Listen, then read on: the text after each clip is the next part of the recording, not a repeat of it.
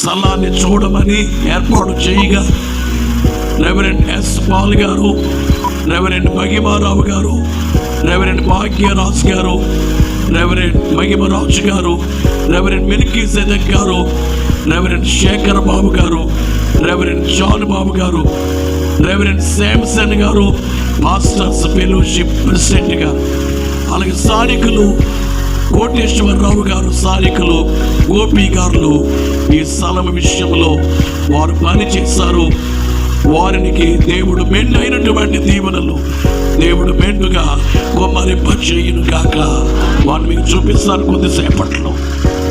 Police permission కొరకై వెళ్ళి ఆ పని చేసిన వారు ఎవరంటే పౌల్ గారు, అలాగే మహిమారావు గారు, మిల్కీ సెదక్ గారు, భాగ్యరాజ్ గారు, శేఖర్ బాబు గారు, మహిమారాజు గారు, జాన్ బాబు గారు.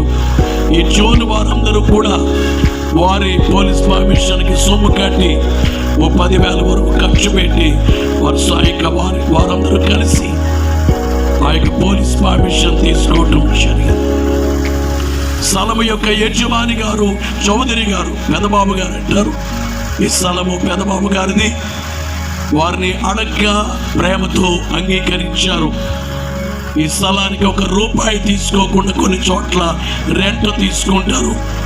1 రూపాయి కూడా తీసుకోకుండా ఇచ్చి ఉన్నటువంటి చౌదరి గారికి, అనగా చిన్నబాబు గారికి ఈ యొక్క సభల పక్షంగా, బైబిల్ మిషన్ పక్షంగా మేము వారికి కృతజ్ఞతలు తెలియజేస్తూ దేవుడు వారిని ఆశీర్వదించాలని మేము ఎక్కడ సభలు పెట్టి వచ్చిన అటు సాక్ష్యం ఏంటంటే మా స్థలాలు దీవించబడ్డాయి, మా ప్రాంతాలు దీవించబడ్డాయి, మా స్థలము దీవించబడ్డాయి.